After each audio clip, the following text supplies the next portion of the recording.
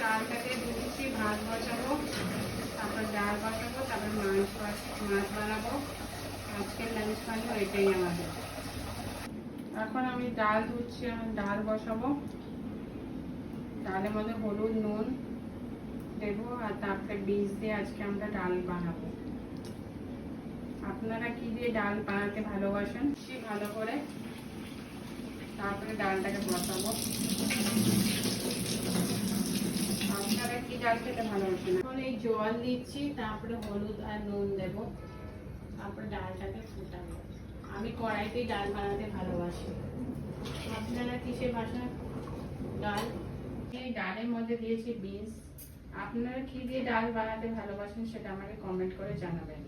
আপনারা যদি এই চ্যানেলটা ভালোবাসেন, ভালো লাগে, তাহলে আমাকে প্লিজ সাবস্ক্রাইব করবেন। এখন বেগুন কাটছি, বেগুন দিয়ে আজকে তরকারি বানাবো। আপনারা কি বেগুন খেতে ভালোবাসেন? আমাকে বলবেন কে কে ভালোবাসেন বেগুন খেতে। আমার চ্যানেলটা যদি ভালো লাগে তো আপনারা সাবস্ক্রাইব করবেন। Thank you for. মোরলা মাছ বানাবো, আর হচ্ছে এই মোরলা মাছ আর এই পাবদা মাছ বানাবো।